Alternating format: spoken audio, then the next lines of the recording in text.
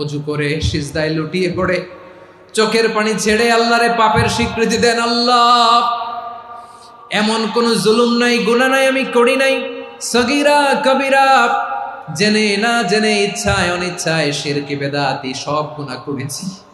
আল্লাহ, আকাশের নিচে জমিনের উপরে আমার চেয়ে বড় গুনাহগার আর কেউ নাই।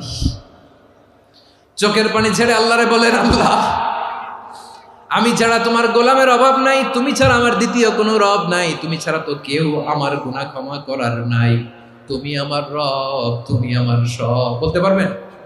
এই তাকরীর আমার পটুয়াখালীর ভাইয়া, এই স্বীকৃতিটা দেখতে আল্লাহ বড্ড ভালোবাসে, কারণ আমরা সবাই গুনাহগার, আমরা সবাই কি? বিশ্বনবী বলেন, কুল্লুকুম খাত্তাউন, বানি আদম, তোমরা সবাই পাপী। সবাই কি? সবাই পাপী। আমরা সবাই পাপী, আপন পাপের বাটখারা দিয়ে অন্যের পাপ মাপি। আমরা যে পাপী এটা ভাবতে মনে চায় না কারো, খালি অন্যের পাপ দেখি আমরা, এটা ভুল।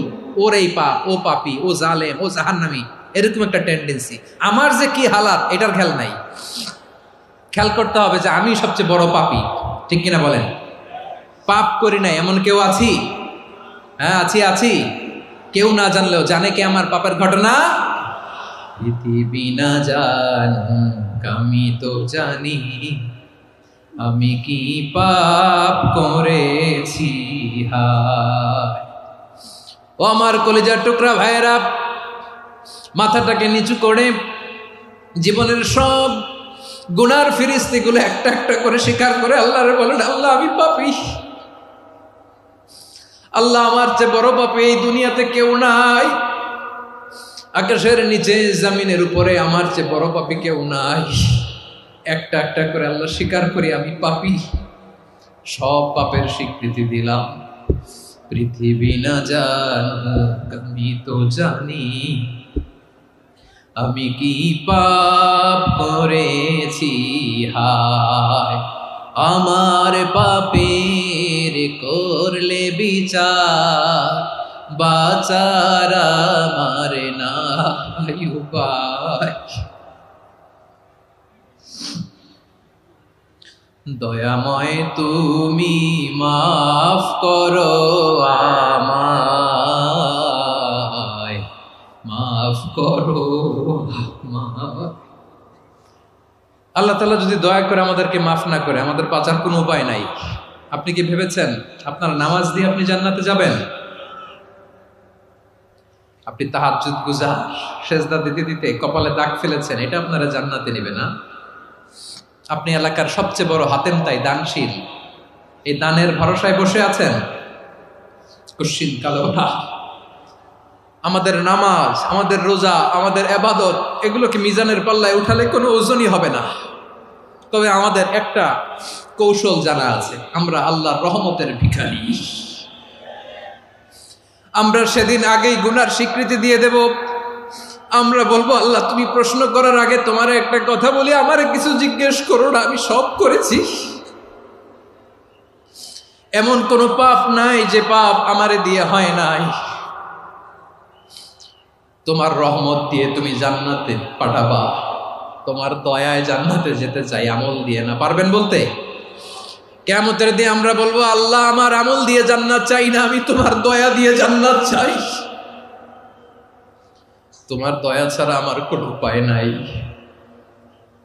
কারণ আল্লাহ যদি বিচার করে, বাঁচার কারো উপায় নাই। আল্লাহ যদি বলে ফেলেন, তুই এটা করলি কেন, ওখানে গেলি কেন, কোরআনে 1000 বার নিষেধ করলাম তারপরেও এই পাপে জড়ালি কেন, এরকম প্রশ্ন ছুড়ে দিলে আমার উত্তর আছে?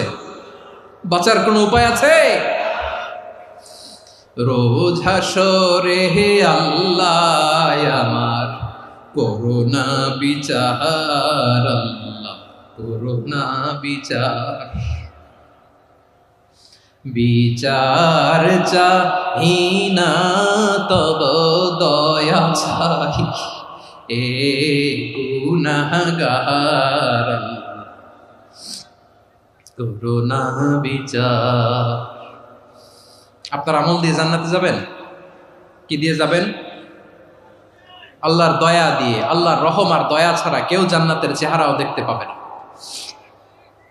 চাইবো একজন সত্তার কাছে, আওয়াজ করে বলুন, তিনি কে? একজন সত্তার কাছে চাইবে, বিশ্বনবী ওনার চাচাতো ভাই আব্দুল্লাহ ইবনে আব্বাস রাদিয়াল্লাহু তাআলা আনহুকে বললেন, ইয়া আব্দুল্লাহ ইবনে আব্বাস, হে আব্দুল্লাহ ইবনে আব্বাস, ইযা সাআলতা ফাসআলিল্লাহ, যখন চাইবে আল্লাহর কাছে যাও। ও আব্দুল্লাহ, যখন চাইবা আল্লাহর কাছে চাও। ওয়া ইযা ইসতাআনতা ফাসতাইন বিল্লাহ, যখন সাহায্য চাইবা আল্লাহর কাছে ফরিয়াদ করো। জেনে রেখো ও আব্দুল্লাহ, ওয়া'লাম আন্নাল উম্মাতা লাউ ইজতামাআত আলা আন ইয়ানফাউকা বিশাইইন লাম ইয়ানফাউকা ইল্লা বিশাইইন ক্বাদ কাতাবাহু আল্লাহু লাক।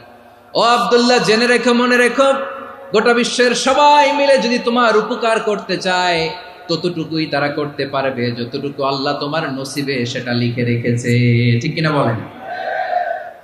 আর যদি গোটা বিশ্বের সবাই মিলে তোমার বিরুদ্ধে কনস্পাইরেসি করে, ষড়যন্ত্র করে, গোটা বিশ্বের সবাই মিলেও যদি তোমার ক্ষতি করতে চায় ততটুকুই শুধু পারবে যেটা আল্লাহ তোমার জন্য বরাদ্দ রেখেছে।